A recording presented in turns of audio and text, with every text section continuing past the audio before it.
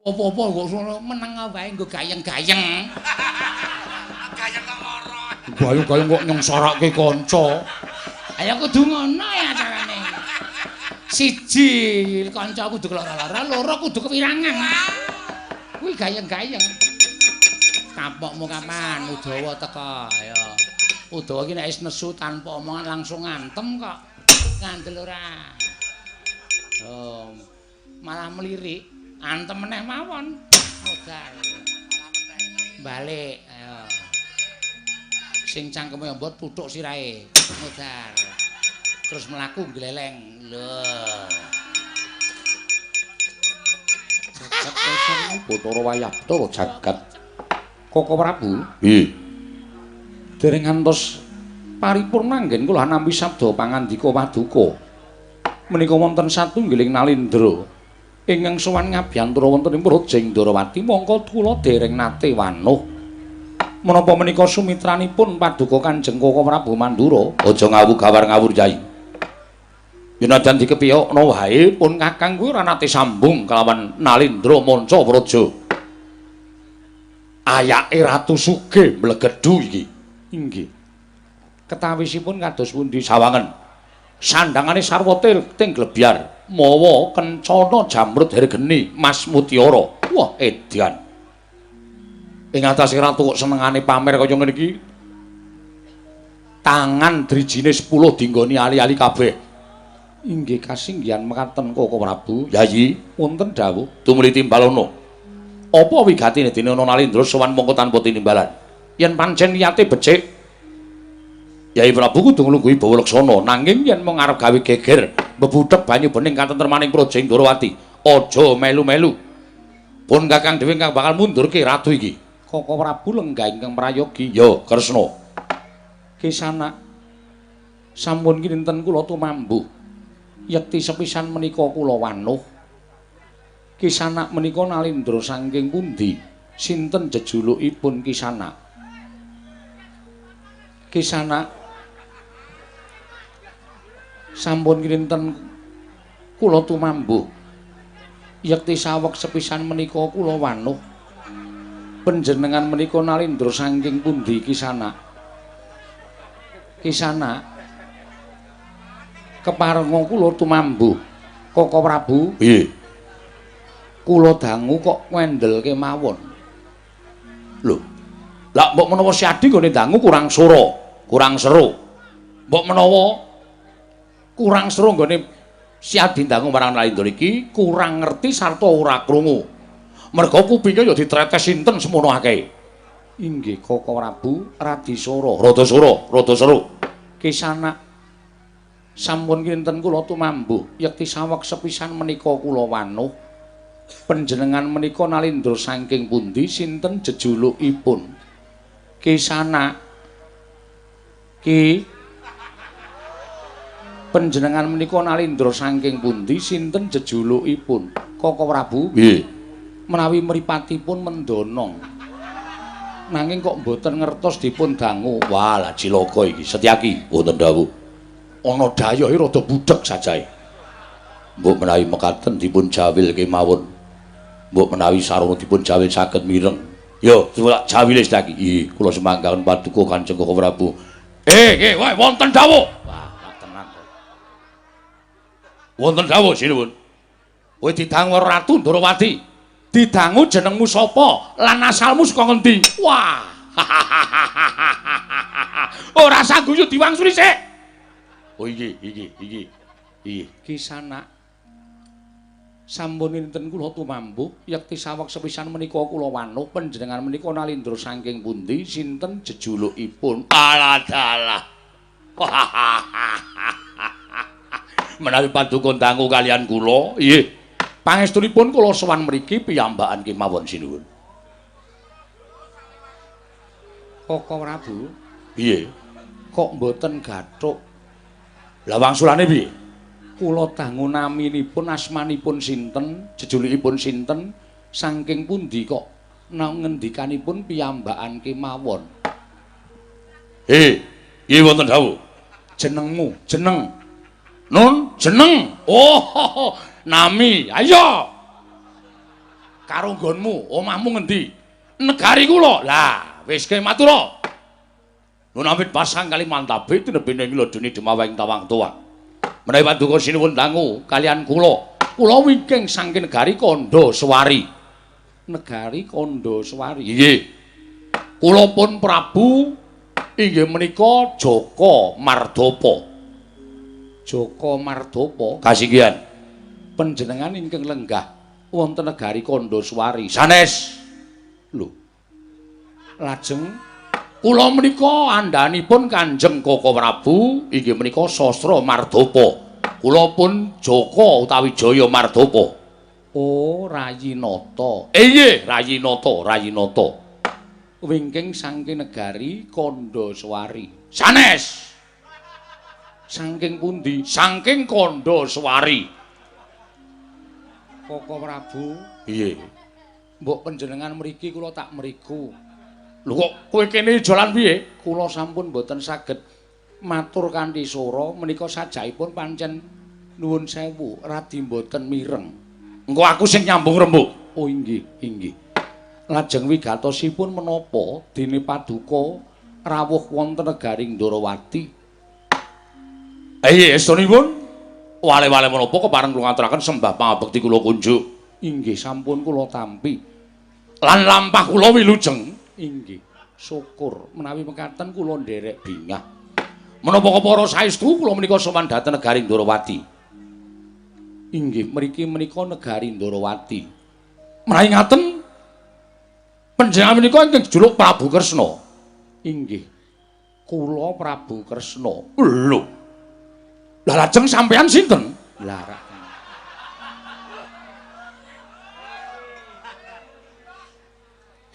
wonten dawuh, rungokke. Kowe mau takon negara Ndarawati ya kene iki negara Ndarawati. Kowe takon sing jeneng Prabu Kresna, asmane Prabu Kresna Nalendra Ndarawati, kuwi sing jejuluk Prabu Kresna. Wah. Salah tampi. Inggih lajeng kersanipun menapa rawuh mriki? Ha inggih. Estunipun anggen kula kekalangan Malaya ngideri jagat. Ngupadi wonten pundi denipun negari Ndarawati menika dinten sakmangke sampun pinanggih. Negari Ndarawati sampun pinanggih lan kula sampun kasempatan sowan Prabu Sri Bathara Kresna. Panjenengan? Inggih kula Waidyan. Persasat kejugrukan Wukir Sari kelepaning Samudra Madu. Ing atasipun kula menika utusanipun Prabu Sastra Mardapa. Sowan dhateng negari Ndarawati batos kula ugi badhe nyatakaken ing atase Praja Ndarawati menika kondhang kalukeng rat anjayeng bawana nalendranipun titis Sang Hyang Bathara Wisnu sinten tiyangipun iki mboten kepengin sowan dhateng negari Ndarawati dinten sakmangke kula salah satunggiling titah ingkang nampi kanugrahan saged pinanggih kaliyan Nalendra Ndarawati ingkang jejuluk Prabu Sri Bathara Kresna. Wah, bombonging manah tanpa pepindhan. Bombonging manah kula tanpa pepindhan. Sinuwun saged paring pangestu dhateng kula supados saged pinardawa kamulyan kula. Inggih. Lajeng kersanipun menapa? Sareng kula pinggah wonten ing Datulaya. Kula dumugi wonten negari Ndarawati menika bingah manah kula tanpa pepindhan. Dene kula samangke saged pinanggih kaliyan Ratu Ndarawati ingkang wonten negari kula menika sedaya sami kedanan kaliyan Ratu Ndarawati. Mboten ngemungaken para kawula Nayaka Punggawa. Nanging klebet kawula alit negari kula menika sedaya sami kedanan kaliyan Ratu Ndarawati. Wah. Kula menika mikir Ratu Ndarawati iki gagah pideksa godhek wok simbar jojo. Ning nyatanipun namung semanten detek piadek panjenengan. Menika benten kaliyan rantamaning manah kula. Ning boten napa-napa sing wigati kula iso ketemu karo titis Sang Hyang Bathara Wisnu menika ateges kula sampun kaparingan kanugrahan. Inggih. Lajeng kisanak sedya panjenengan menika menapa? Lho nuwun sewu. Inggih sami lenggah wonten mriki menika ugi sanak kadang panjenengan piyambak. Inggih. Koko Prabu wis ben nengke wae. Wah, nggih mangkel lak geceke ndase. Inggih Koko Prabu, kula aturi sabar. Inggih menika anak kula Putra Ndarawati. Putra Ndarawati sinten? Inggih menika Raden Samba. Oh, ngaten to. Ha kula kinten nek putra Ndarawati menika kondhangipun Raden Samba. Lho lah nggih. Inggih. Menika Samba. Nun. Samba. Samba inggih. Wah. Raden Samba menika bagusipun jagat menika sami ngundangaken meh irip-iriban kalian satriya Madukara ingkang nami Raden Janaka menawi boten lepat. Inggih. Inggih. Lan nuwun sawi ingkang lenggah wonten wingking menika sinten? Ingkang suwantenipun seru sanget menika sinten? Menika kadang kula Nalindra Mandura Prabu Baladewa. Lho, mangke piye? Kacariyos kondhang panjenengan menika nggadahi sedulur nami Prabu Baladewa. Lah inggih menika. Menika inggih. Oh, lah berarti ngaten ateges sederek panjenengan menika kalih.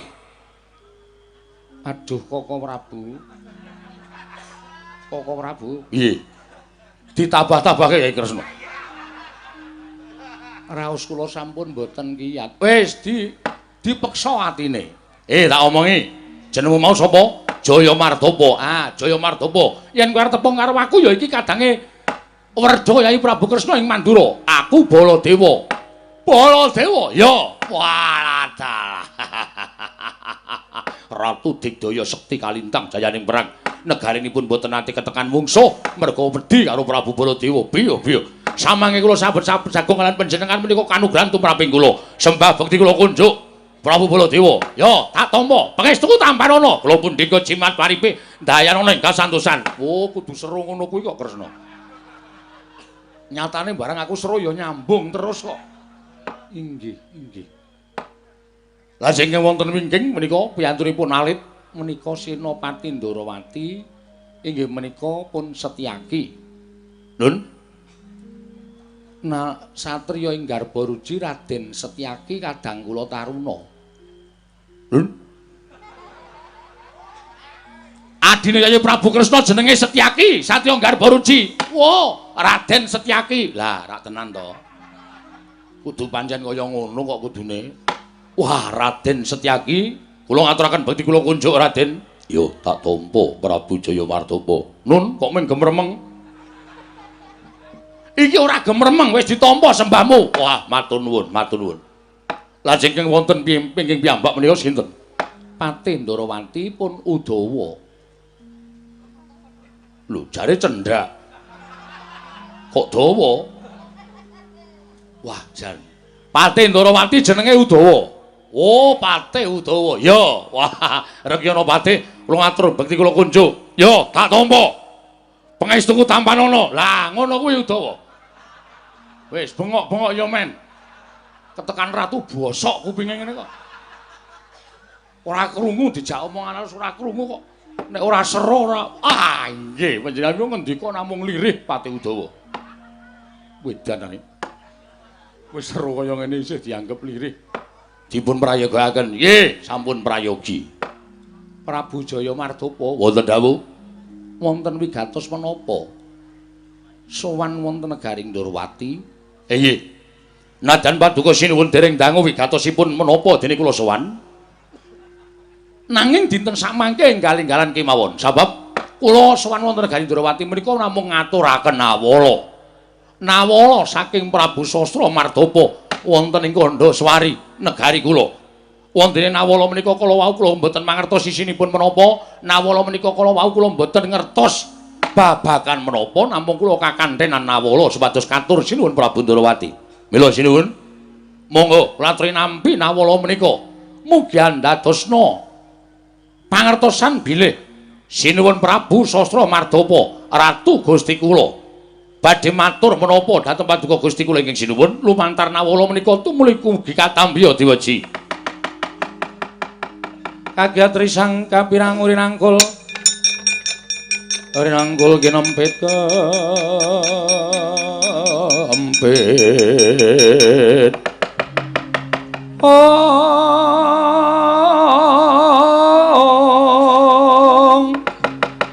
dosang reknaning bawana ya ketu kang walang ati Ya si tukang kudu kering ya si tukang sing tias ing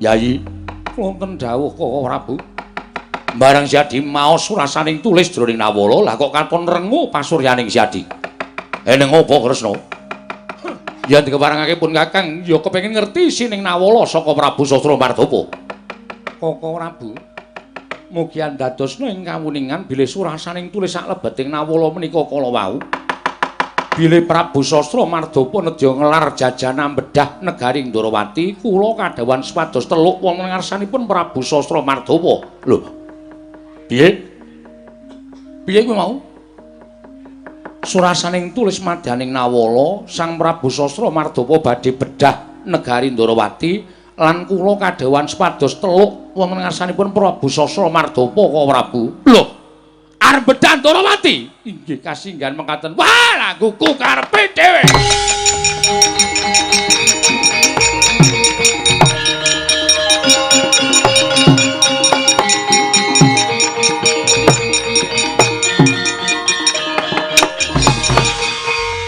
panus maning jajalan kertane bawna iblis lanat ngerti kaya ngene Mas tak larak mau-mau menungso iki wis gawe bingung gawe sesek ning dada Ratu sugih mlegedhu sandangane becik kok kupinge bosok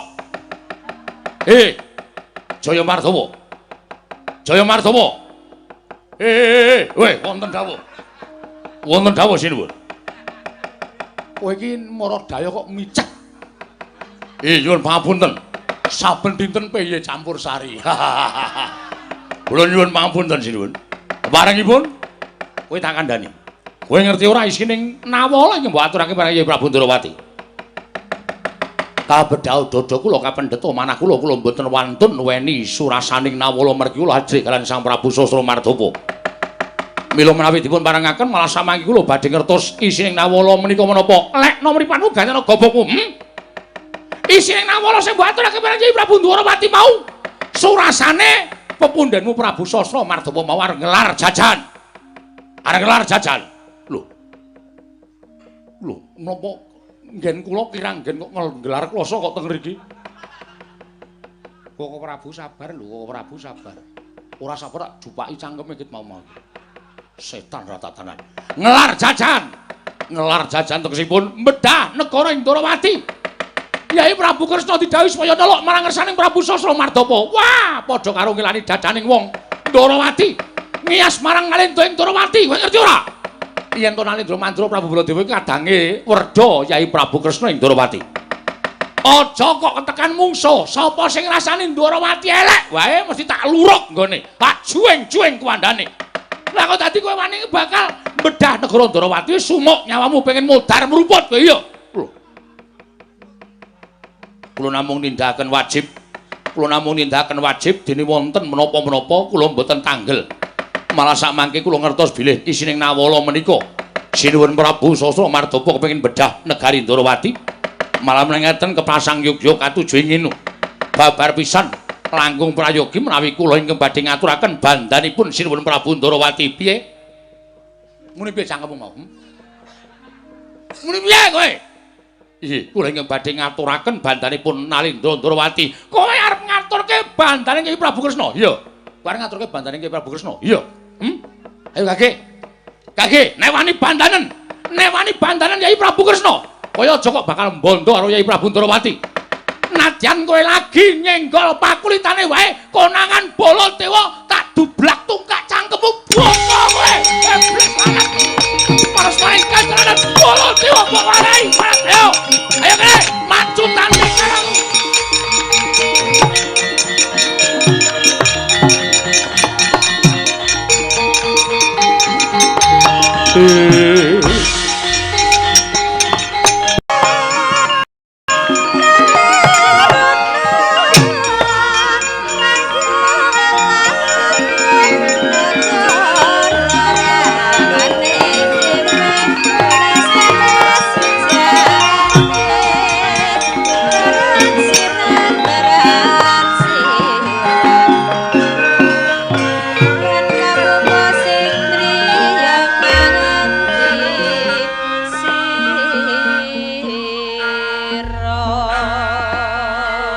Samba, nuwun ngendika ngadhawuh Rama Prabu.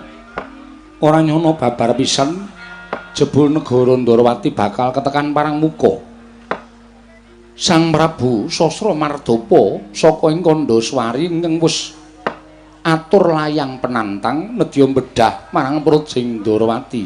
Rama Prabu, menawi saking maryoginipun ingkang putrapun Samba dinten sakmangke kedah tata-tata samapta ing gati sawiga ing diri. Supados sakmangke menawi wonten bebaya ubayanipun boten balenjani. Iya, bener nggih. Cah Bagus Setyaki wonten ing Sunarsa kundur kedaton Kakang Pati Udawa. Nuwun ngestaken dawuh. Kaya wis ora ana dawuh maneh. Purnagati ning Paranggilan.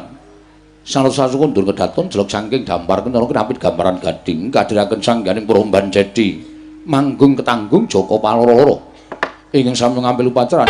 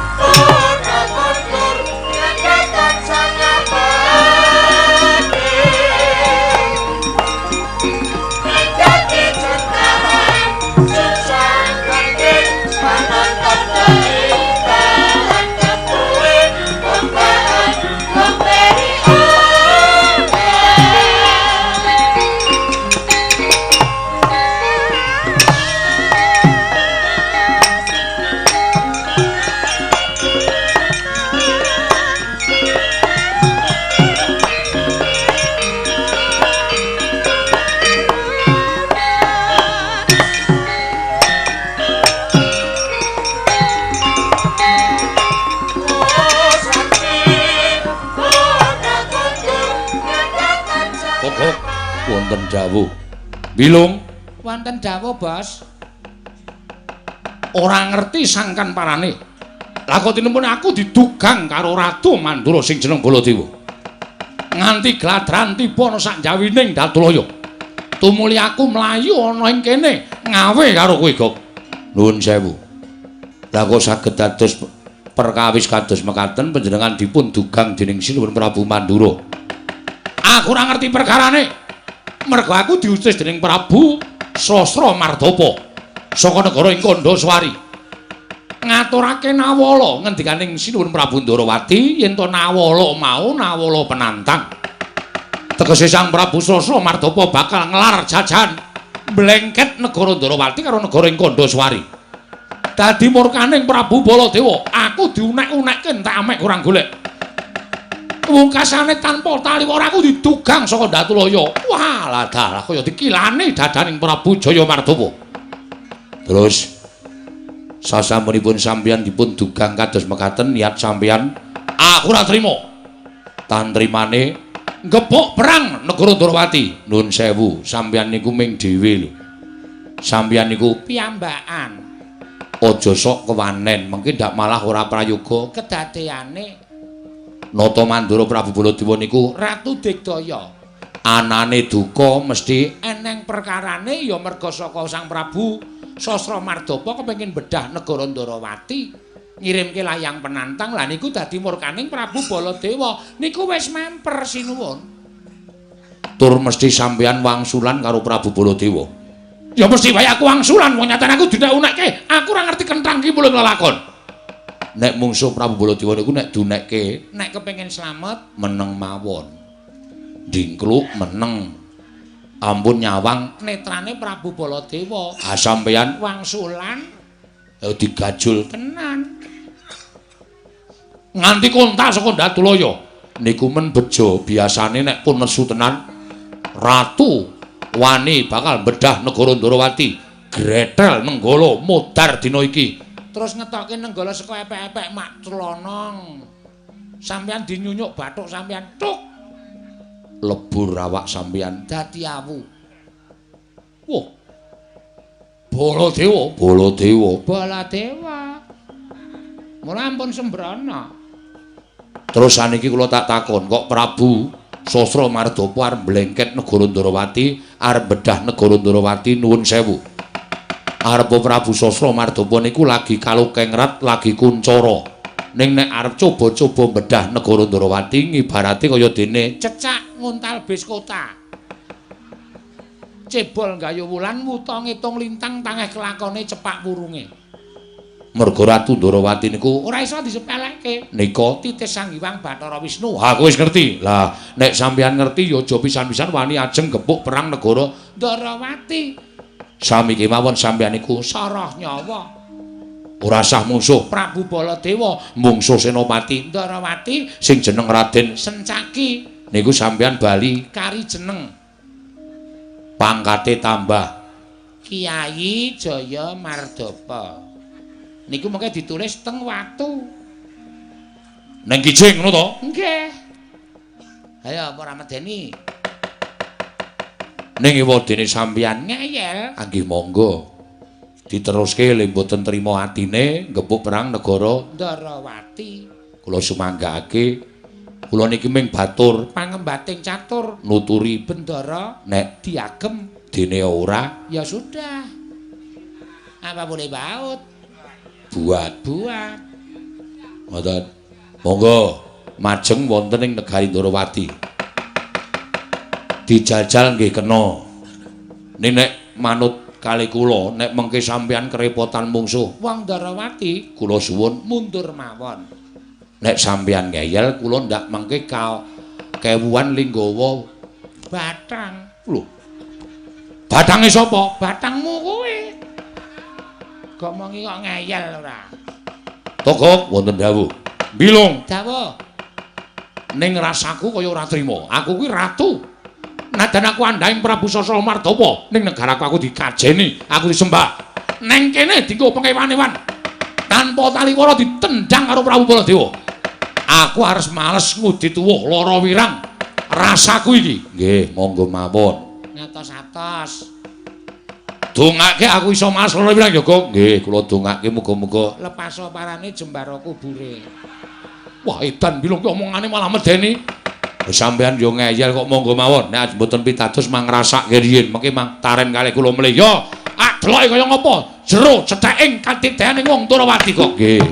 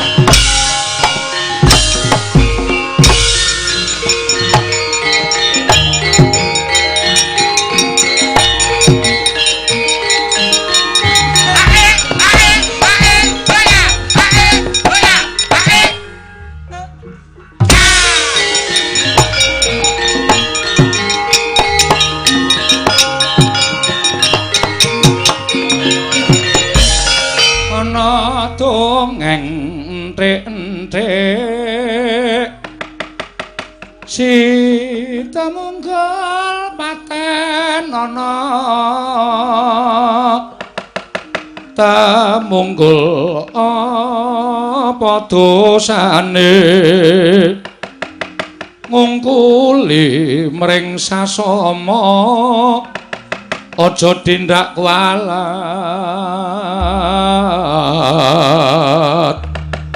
lah iya bener kandamu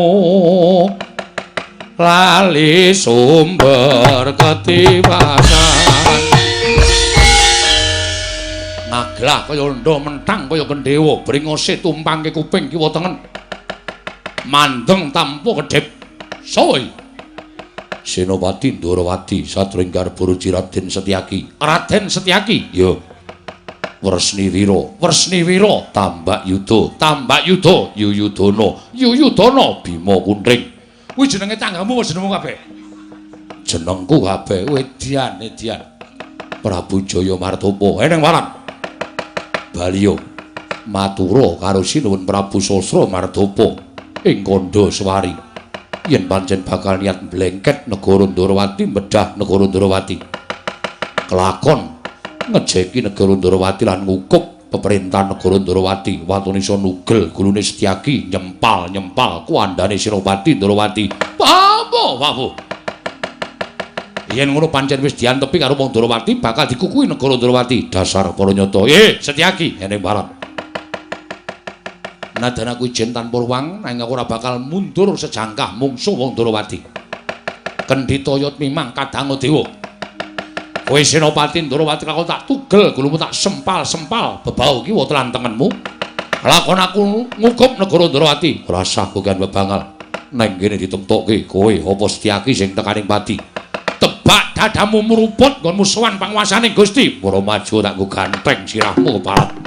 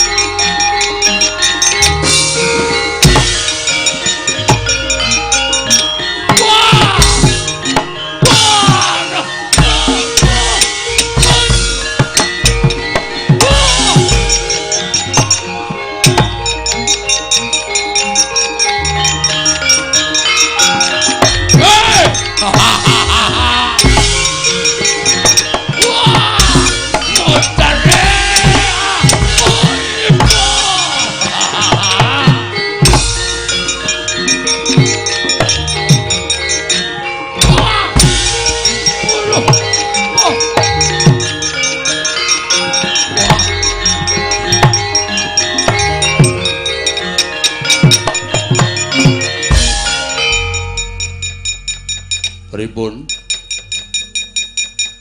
Kok kaya le gayeng? Gimana, Bos?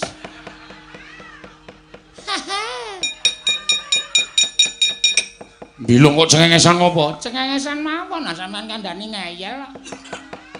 Ngeyel piye? Kula ora wis omong to. Ora sa Prabu Baladewa sing methukke. Nek sampean mengke ketemu karo Sencaki niku wis remuk, nyatane ya tenan. Lho, kowe weruh? Weruh mawon. Lho, yen ngono kowe ndelok? Delok mawon. Kowe wong cendhik kok iso nyawang lehku gelut. Kula menek uwit Bos. Menek uwit? Menek uwit wah.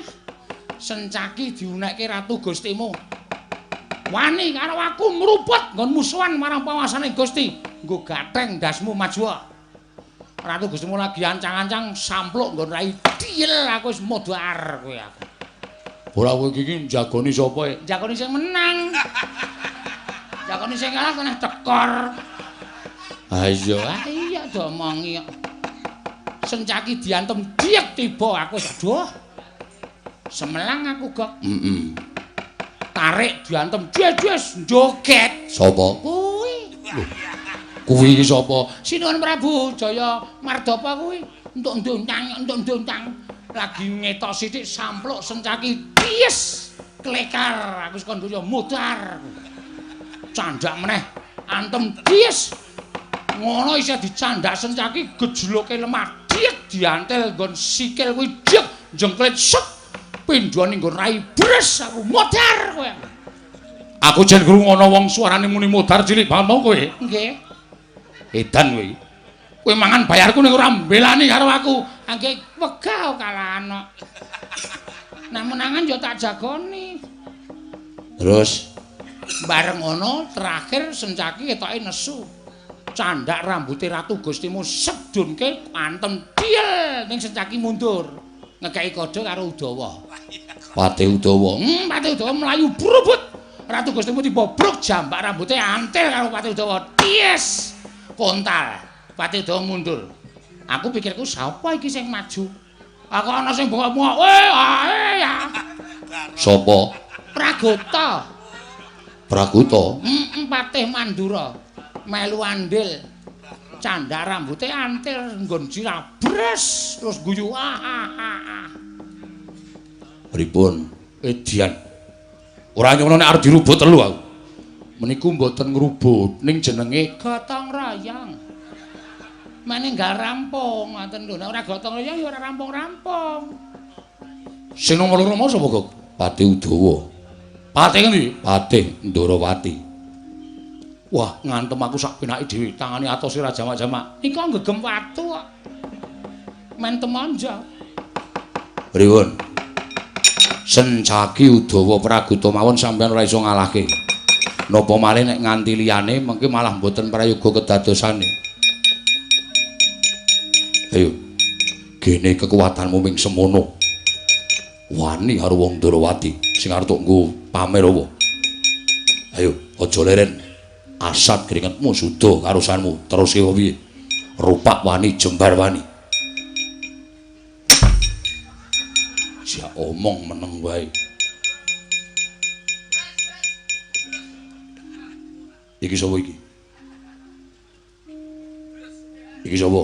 Niku Pak Dene. Pak Dene sapa to?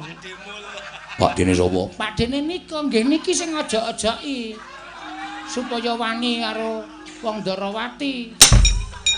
Wong tuwa ora ngajari apik. Lung cangkemmu ngopo? Aku ora melu apa-apa kok Meneng wae nggo gayeng-gayeng. Gayeng kok lara. gayung-gayung kok nyengsarake kanca. Ayo kudu ngono ya carane. Siji kanca kudu lara-lara, loro kudu kewirangan. Kuwi gayeng-gayeng. Kapokmu kapan Udawa teko ya. Udawa iki nek wis nesu tanpa omongan langsung ngantem kok. Ngandel ora.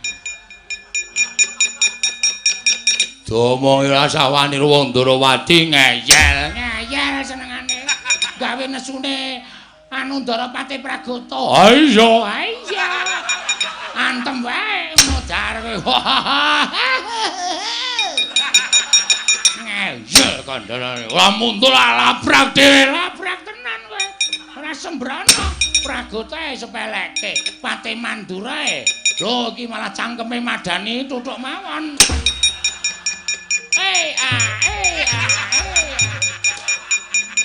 Aku kok malah nggerongi to. Senenge aku. Pripun? Wah, edan. Digawe wirang karo wong-wong Darawati, Gok. Nuwun. Aku duwe pusaka. Pusaka napa? Siung pengapit. Weh. Duwe pusaka siung. Yo. Nek Sencaki maju nang ngarep aku tak cokot mati. Ulah ngene duwe siung ampuh. Mbok nggo gawe pipa mawon. Siung raja kok nggo gawe pipa ora.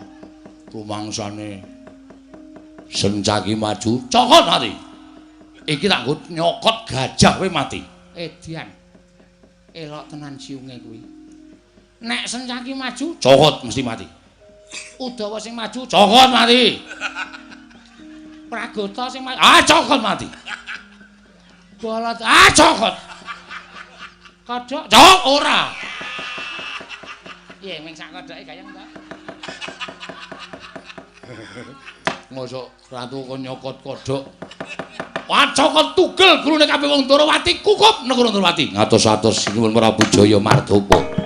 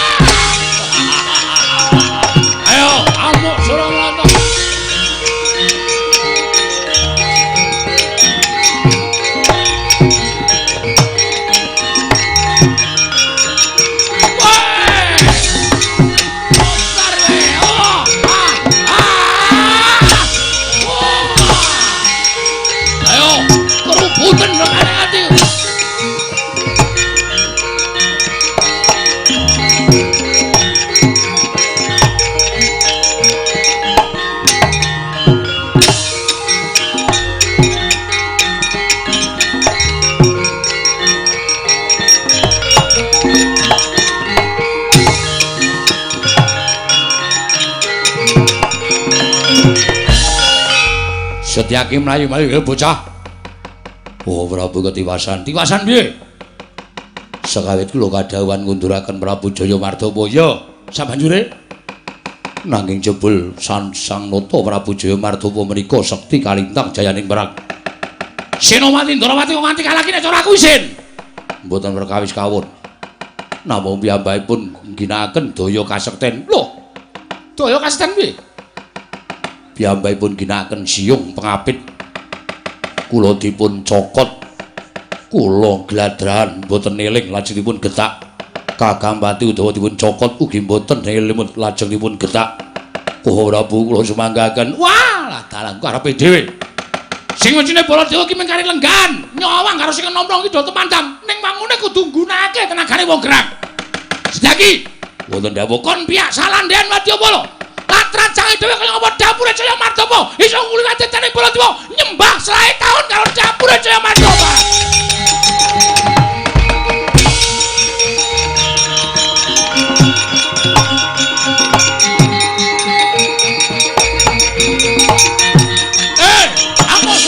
Jabrata imbanyen padha-padha. Iki nata mantura Prabu Baladewa maning Pitawasi Jalatara. Ayo, kene.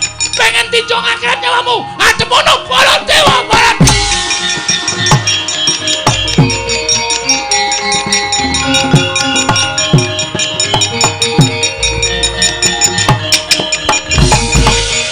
Jaya Mardapa. Sinuwun Prabu Baladewa dasar kepara nyata. Kowe sing tak goleki. Apa sebabe goleki aku? Merga kowe ndugang karo aku tanpa taliwara. Isin wirang bebarang ditonton wong pirang-pirang. Aku ratu, kowe ratu ngerti kudune ngerti unggah-ungguh. Ora sedan kanggo unggah-ungguh. Ora sedan kanggo tata krama.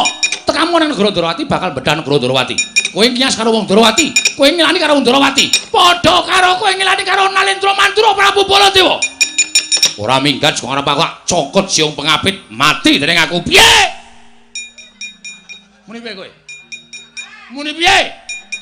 Cokot siung pengapit. Nek Setyaki Udawa tak cokot mati kena. Nek kowe nyokot Baladewa petil siungmu tak kadang. Potol siungmu. Lho, ngembe karo aku. Ora seneng ngembe. Jajalan legane atiku. Lena pangendhamu kene marganing patimu. Iblis lanat dapure ora minggat saka negara Ndarawati. Aduh blak tungkak cangkemmu bongko. Wah!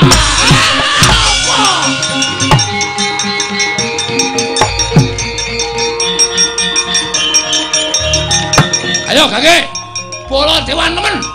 Kowe tawani kalau jangan. Ayo nyocokoten. Jotosen. Wah. Lagi semono wis pamer kowe. Ayo Kakek, kurang sekti gebur kula kon gaman bedatya. Saya utung arep saka mburi kene. Kon maju karo bapakmu maratuamu kon tekan kene kabeh. Kancamu kon gluduk Baladewa. Ora bakal dadi karo loncat. Wah, ora lakon mati dening aku derajat apa wae.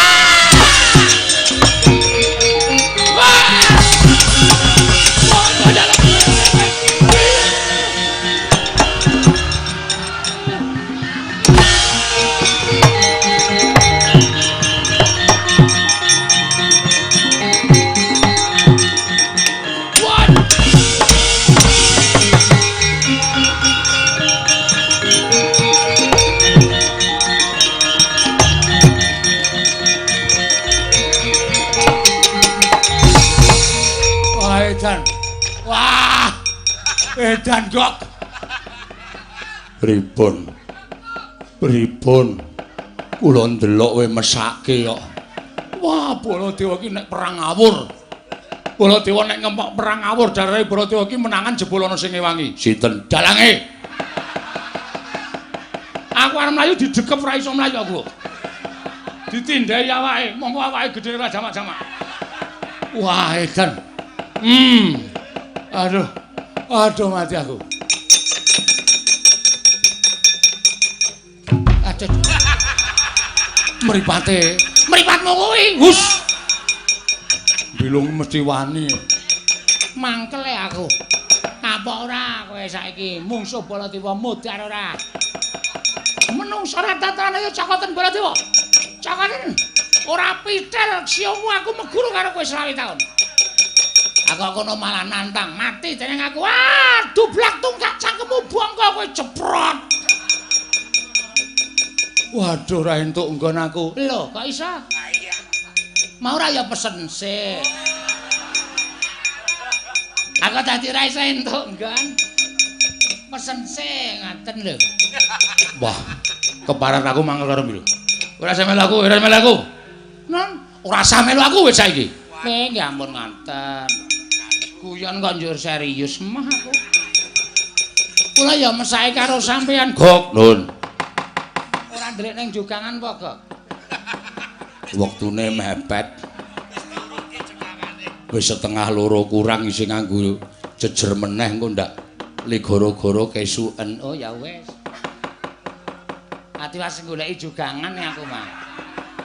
Kok ora ono, biasane iki nyemplung jogangan nih. Kok ora ono. Ati was arep ngeker aku. Ha iya. Melayu bali nang Kandaswari. Monggo kula dherekaken sinuwun.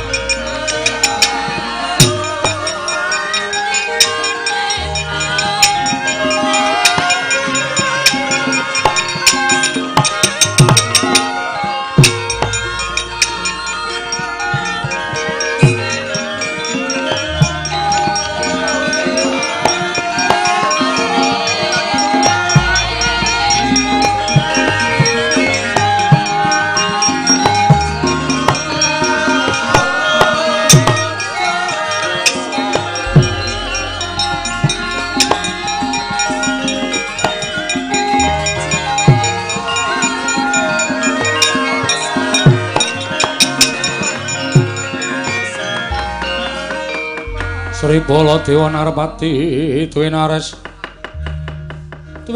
Wara Kresna kalangkung tresnanira marang Dyabanon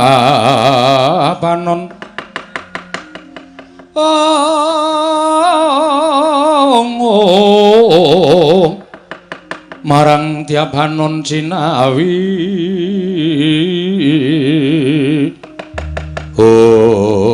lho kosek lah kok Yayi Prabu Lukar busana Kanalindran ngasul busana kasatriyan kaya dek jaman mbiyen. Ih, Koko Prabu.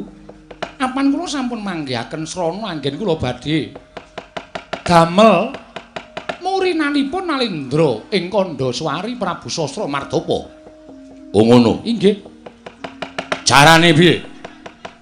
Caranipun badhe kula gonjak garwanipun Prabu Sastra Mardapa. Lho. Arep mbok gonjak? Inggih.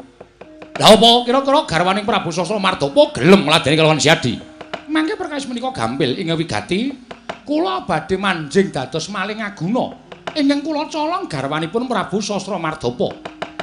Menawi ngertos garwanipun dipun bedang dening priya sanes menika badhe andudul dhateng kamurkanipun Prabu Sastra Mardapa. Menika dados rona anggen kula badhe mancing kamurkanipun Prabu Sastra Mardapa, Prabu. Wah, dalah yo. Yo, yen ngono tak dherekake, mboten. Kula bidal piyambak. Sampun malih Koko Prabu nadyan Setyaki kemawon kula dawuh supados tengga praja. Lho, ora ana sing dherekke. Mboten Koko Prabu. Lah engko nek ana apa-apa piye? Koko Prabu pitados kaliyan ingkang rayi kemawon. Oh ngono. Inggih. Setyaki mboten dawuh. Titip negara ya Dimas Duriki. Aja kendhat tata-tata samapta ing gati sawigaing diri. Duriki ngestaken dawuh. Koko Prabu kula nyuwun pangestu. Sing ati-ati Kresna yen ana apa-apa ngabari karo pun Kakang. Non ngestaken dawuh kula nyuwun pamit bidhal dhateng negari Kandaswari. Sing ati-ati aja kaya bocah cilik adiku cah bagus Kresna.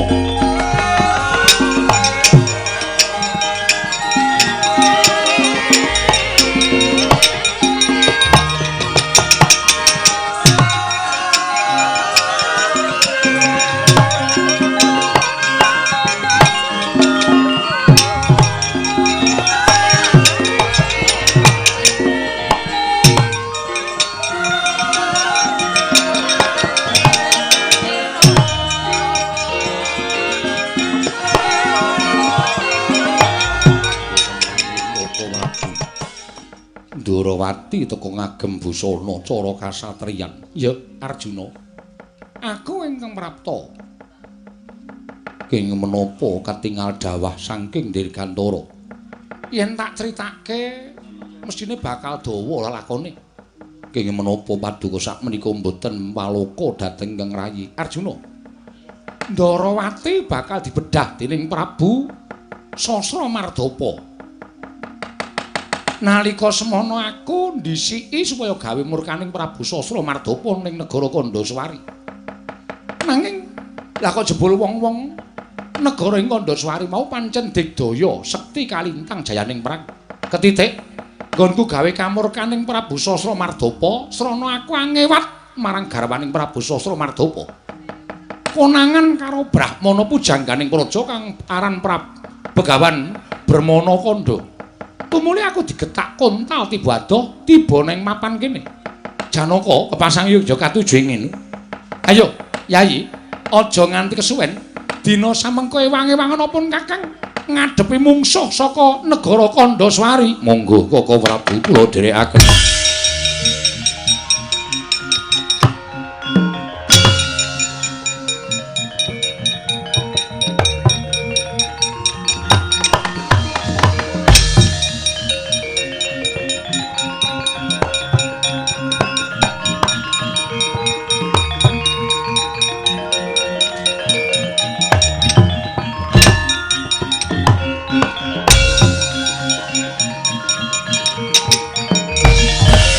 Bumi gonjang ganjing langit kelap-lapaton lir kincanging risang mawe gandrung ing jlamprong bola-bali minggat gawe bingunging wong tuwa nganti mbarep utusan karo aku kon goleki.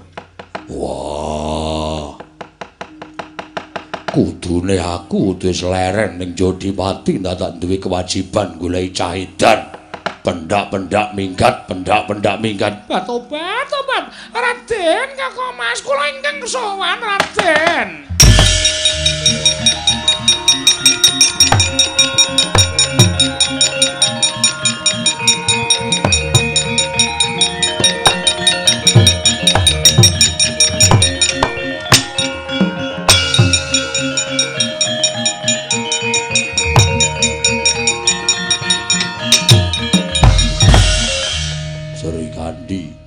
Kasinggihan mekaten Kakang Mas. Petro. Nggih. Bagong. Nggih. Ana apa? Sri Kandi apa kowe doyak-oyak Petro? Wah. Ora gawe masalah to. Kula niku nderekke Ndara Sri Kandi ora kok ngoyak-oyak Ndara Sri Kandi. Eneng apa? Ngaturaken triwasana nalika semanten kula jejagi wonten Kastatian Madukara nenggo dhateng pun Kakang Mbok Wara Sembadra. Awit tinilar dening Pangeran Arjuna. Nanging dumatan boten kanthi kanyana-nyana rawuhipun sinuwun Prabu Ndarawati nggih Kaka Prabu Sri Bathara Kresna. Paring dawuh bilih nedhi amboyong dhatengipun Kakang Mbok Wara Sembadra.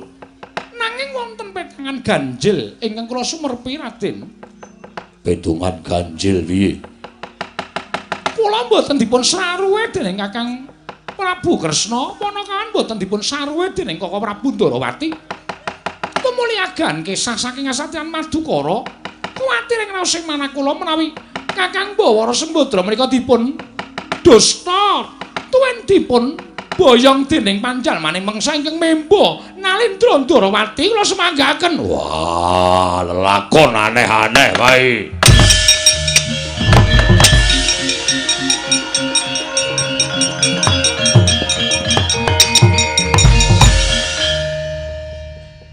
Aneh kae ya, Gong. Heeh. Urung ngerti nggone nyolong sapa kok terus bladat kanggo rak ming mandeg rak nuthuki sirahku mingan. Petro, ora omong, aku kok nendi. Ha wong kang urung ngerti nggone kok karang kae sok ngono kae. Sing penting ditek kecekel sik. Mangkat ndak ketang radong arep mangkat nendi? Ah iya. Tobat.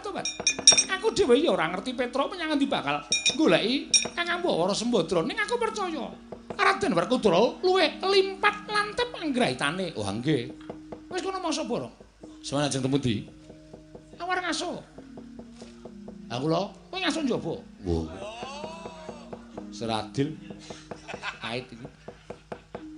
Ora ninggali kon ngaso njaba. Apa ora kok ninggali? Ah golek elek-elekan ya, Cek ya. 20 Bagong ora.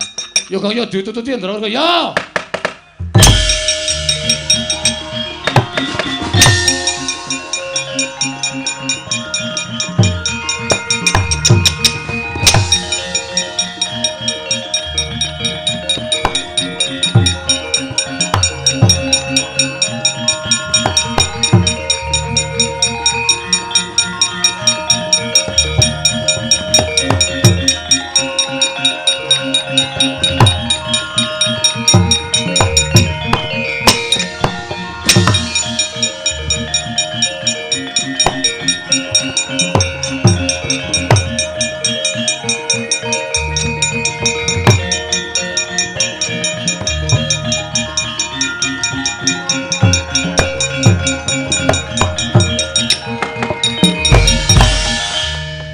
Bapak Penemban.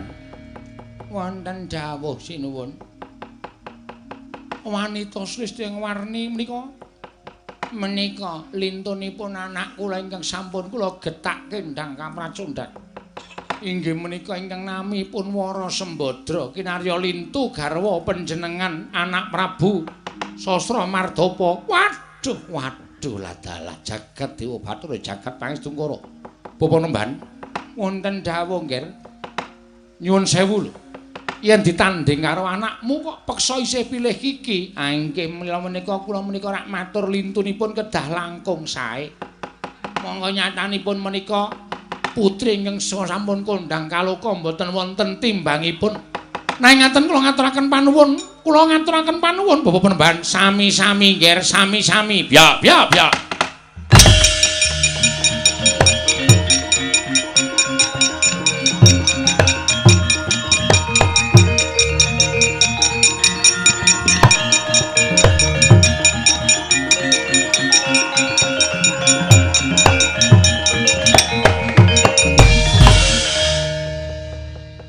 Nalindra Kandhaswari Prabu Sastra Mardapa. Ya, dasar para nyata iki sapa? Satria ing Madukara Raden Janaka. Lho, Raden Janaka dasar para nyata.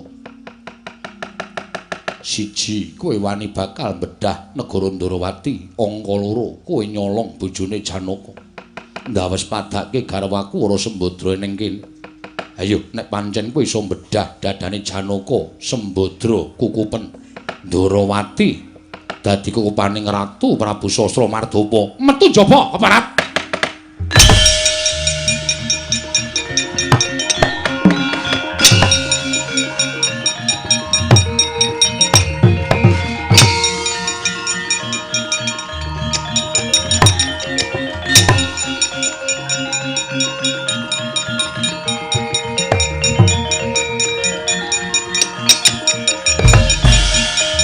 Gonjang gancing langit kelap-kelap katon lir kincanging risang mawe gandrung bagusmu bagus ning sak ngisoring delamakan kelakuan kowe arep bedah negara Ndarawati kuwi kagungane kadangku sepuh Koko Prabu Sri Bathara Kresna teka malah kowe luwih njejemberi pakartimu kuwi nyolong bojone Janaka.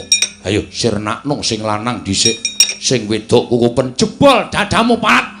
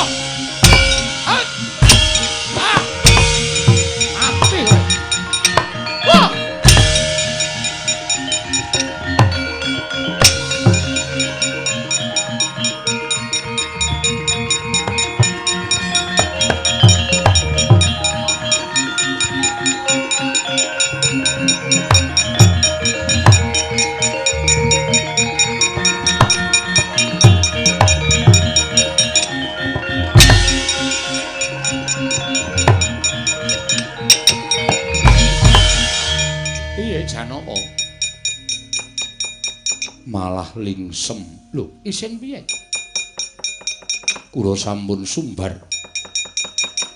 nanging nyatanipun Prabu Sastra Mardapa menika mboten kenging dipun sangga enthek Siadi kalah inggih Koko Prabu nyuwun pangapunten wae lablai iki lah banjur kepiye mongko anane mung Siadi karo pun Kakang lah nek Siadi kalah terus piye coba apa pun Kakang kudu maju dhewe nang pabaratan Arjuna.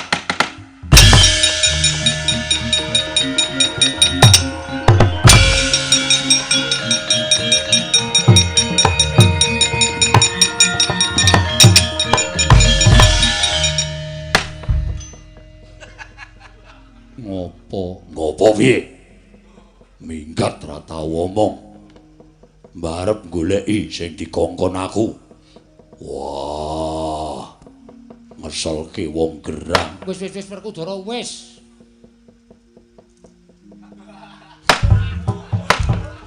Iki iki ya ngopo? Nututi iki. Nek aku ora nututi tenan wah ora ana sing gayengke. Ora butuh digayengke. Endo. Ngerti nek arep ditrothok. Kudus.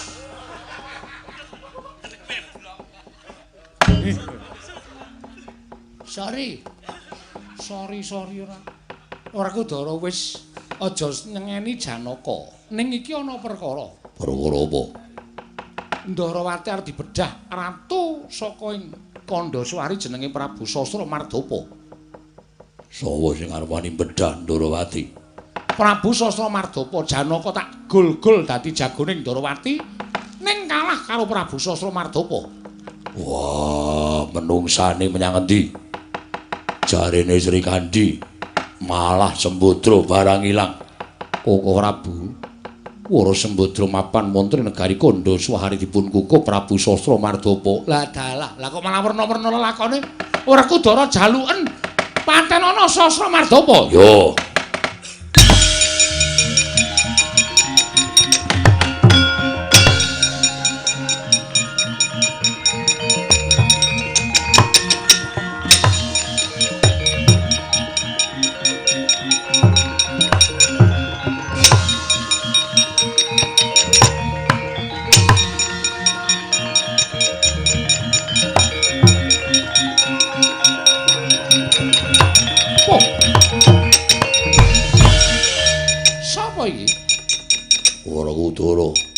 Kowe mboyong Sembadra.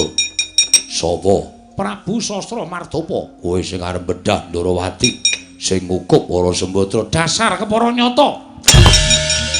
Ayo, matna sastra jendramu. Wateken aji jane kowe jeneng Pak. Wah. Ayo, amu legane aku.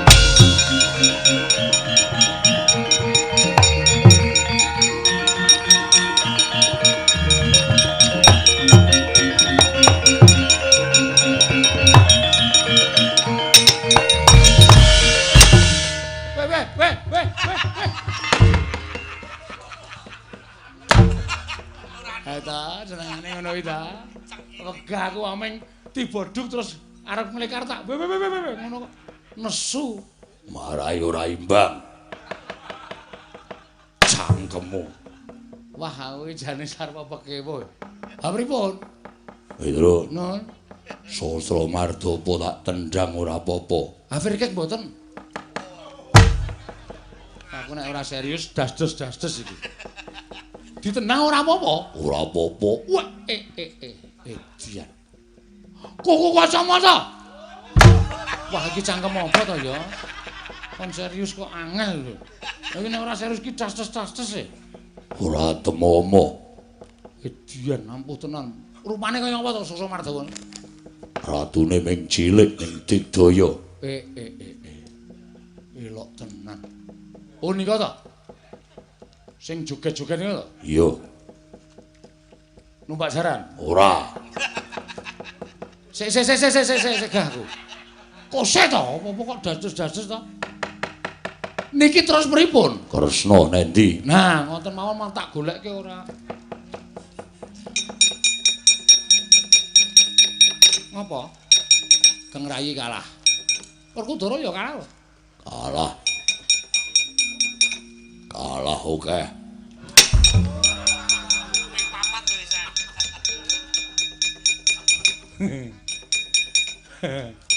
Ngapunten.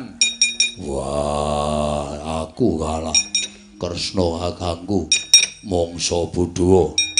Wah, pitados mboten Koko Prabu Sastra Mardhapa menika Digdaya. Lho lah piye iki? Lakon kok kaya napa lakon Ndarawati bedah Sembadra ora bali nek lakone kaya ngene iki njur piye coba?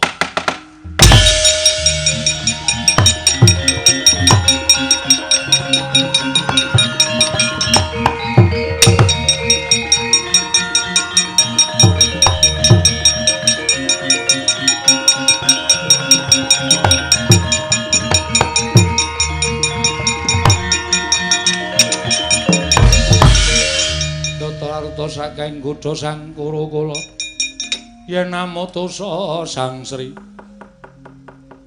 Iki sapa? Dipun temangaken kula menika putri saking Kandaswari ingkang sampun dipun sebrataken dening tiyang sepuh kula Prabu Brahmana Kanda. Nami kula pun Brahmanawati menika anak kula pun Bambang Sekethi. Bambang Sekethi inggih. Lah mlayu-mlayu madosi sudarmanipun anak kula. Lah bapakne sapa? Nalika semanten kula panggihan wonten ing taman tumuli tiyang sepuhipun menika nanem winih wonten ing kandutan kula lajeng kadenangan dening tiyang sepuh kula lajeng piyai kakung menika kala wau dipun getak kontal samangke kula pisah kalian semah kula namanipun Raden Narayana. Ora saya Dar kowe Gene. kosek to Petruk tak tapuki cangkemmu lho kowe. Jenenge sapa? Raden Narayana. Raden Narayana kuwi sapa? Sampeyan ampun kaya Gong Bagong. Halo. Rene Gong. Ada masalah? Kene tengok kene ana ratu kewirangan. Sapa ya mburumu? Iya.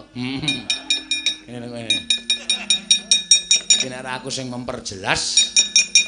Ora rampung-rampung. Nuwun sewu, bapakne lare niki jenenge sinten? Raden Narayana.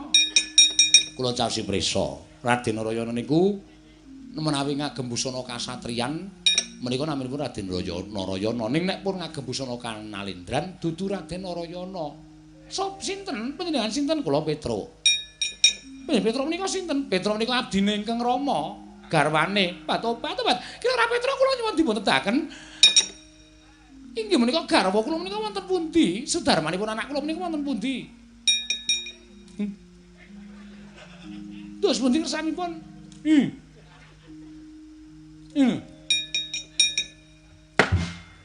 Kowe iki ngopo? Ampun sok menolak apa yang sudah terjadi. Kudu diakoni. Niku malah mermira. Wah, bener Petruk. Werkudara meneng. Wah, wi jenenge ora merwira ya, Truk ya. Heeh. Koko Prabu mbok sampun mekaten kados kula. Kula menika sampun terbiasa ngaten. Kene ya tenang wae.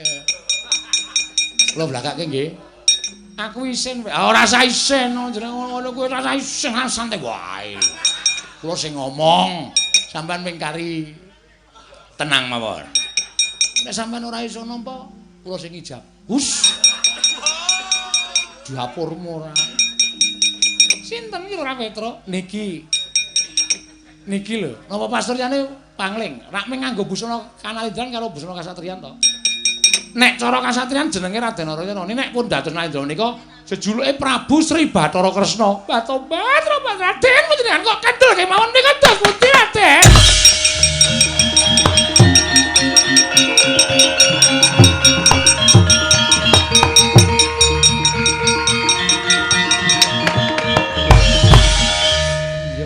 Ya wis ya Brahmanawati ya. Ya pancen nalika semono sing tumindak aku. Tobat niku badhe selak lho.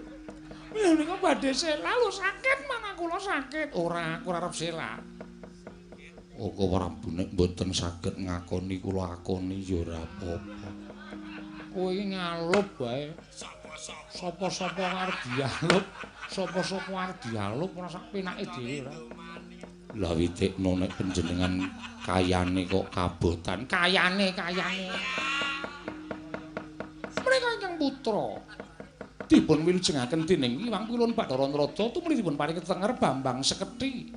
Bambang Sekethi. Inggih. Wah. Ya anake Sinuwun Darawati. Oh, jenenge Bambang Sekethi. Kok ora gondrong? Ya men ora gondrong kok. Kok jenenge Bambang kudu gondrong apa?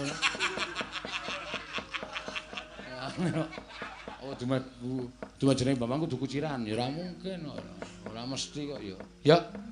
Ya wis, kabeh wis pancen pinesti tak tampa kowe tak anggap tetep minangka garwaning Natandrawati nanging aku njaluk syaraté ya kudu ana. Syaratipun menapa? Sekedhi kula wonten paring dawuh Rama, aja nyeluk Rama dhisik. Aku celuken Rama lan kowe tak anggap anakku yen Alendra Kandhaswari Prabu Sasra Mardapa sak andane mati saka tanganmu. Nyuwun pamit.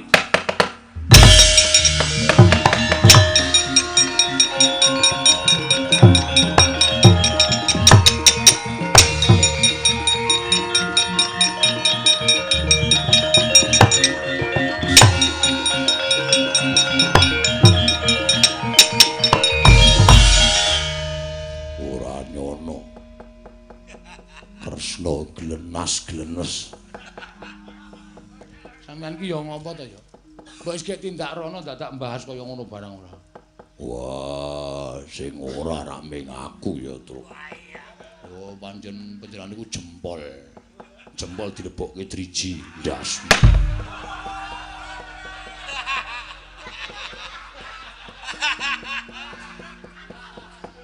Cangkeme. Aku kan nek gocek kok terus nuthuki ngono kuwi. Cara dong daetane apa ya. Aku ora muni jempol ta jempol dilebokke driji kok nesu lho. Wah, tonton anake Kresna Sekedhi kae. Nggih.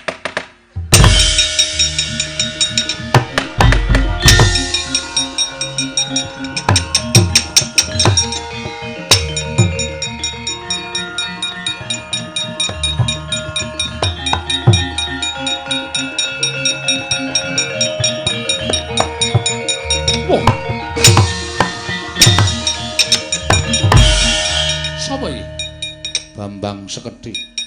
Bambang Sekedhi kuwi sapa? Anake Brmanawati. Putrane Nalendra Prabu Sri Bathara Kresna. Loh, yen ngono kuwi ki anakku Kuwalon.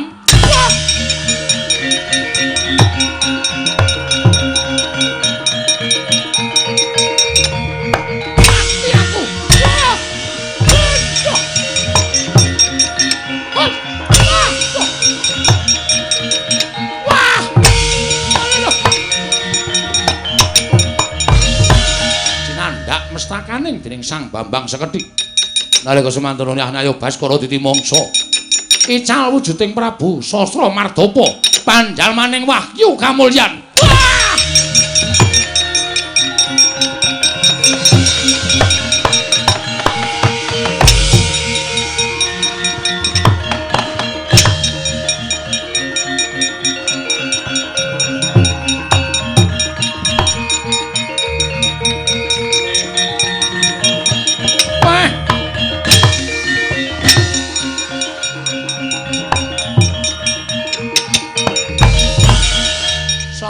Nom-noman ngamuk nganti gawe geger negara Kandhaswari. Aku Bambang Sekedhi, kowe sapa? Aku Brmana Kandha. Bambang Sekedhi kuwi sapa? Aku anake Brmanawati, anake Sinuwun Prabu Sri Bathara Kresna. Lho, kowe putuku ora sudi ngaku.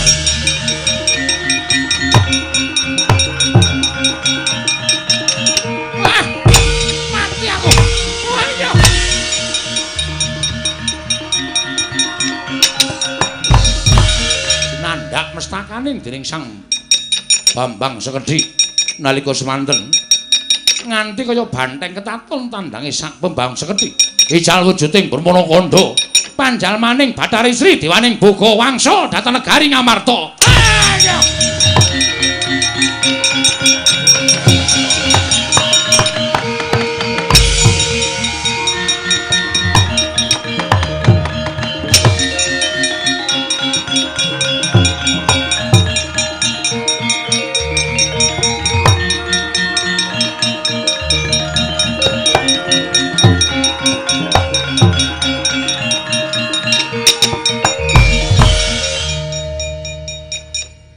Tinggal sedhela wis kelayapan tekan negarane wong bareng. Aku lunga ya ora kok aneh-aneh ning gayuh wahyu nyatane saiki wis kelakon. Malah kowe sing tekan kono-kono. Yen tepi jenenging bojo garwa estri kuwi mbok ya sing demenakake. Ora sak penake dhewe.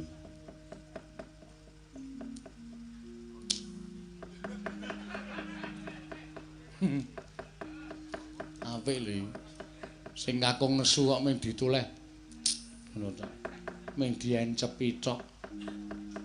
Pripun? Aku diencepi Sembadra iki mesti ora kuat, Petruk.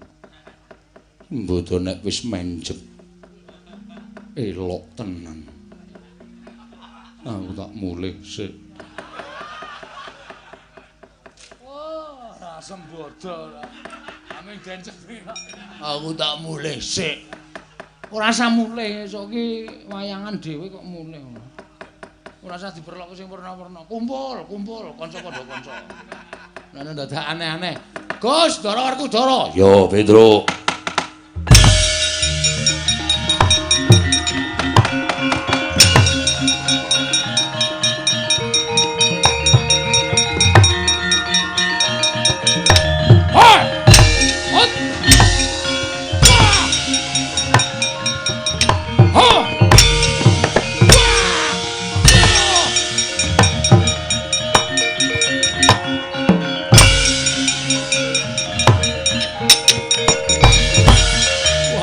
Mati aku. Aduh mati aku. Lho kok ora situ to? Ming tak gawe mengkilat. Ya Allah, Werkudara kok basane mengkilat. Ora. Borot jari kamu. Wah!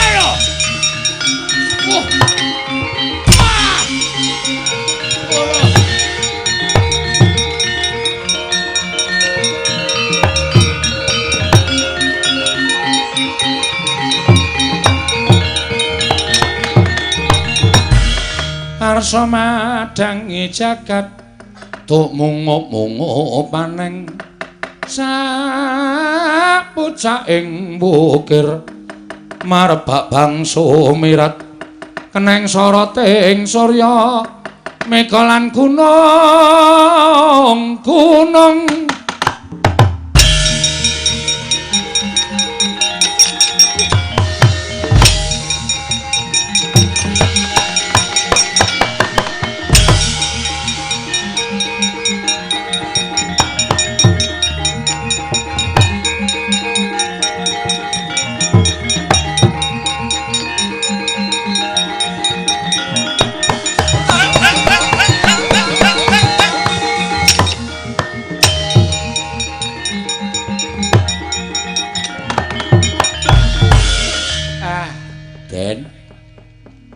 Ndara Janaka wis kondur, Ndarawara Sembadra pun kondur, Ndara Kresna pikantuk kanugrahan putra Bambang Sekedhi kalian Dewi Bermanawati. Yo. Malah wayu kamulyan pun manjing negari Ngamarta, Dewi Sringgipun kondur. Yo. Kula ngertos Ndara Janaka lekesan iku merga wis sumurup lan sumerep yen to memanoning praja Ngamarta uncat. Yo. Milang pun didukani pancenika wong lantip panggraitane. Yo. Purwamadya wasana wis kecakup sedaya mangga lancar nirbaya nirwikara durga mendhak kala sirna. Mugi-mugi sak pengker kula manggiya karahajon, katentreman, karukunan, kabagyan. Lan tansah nampa barokah ing Wang Mahanasa. Semanten ugi kula sak kanca anggenipun tansah ngrungkepi dhateng budaya menika tansah langgeng nirbaya nirwikara durga mendhak kala sirna ndara.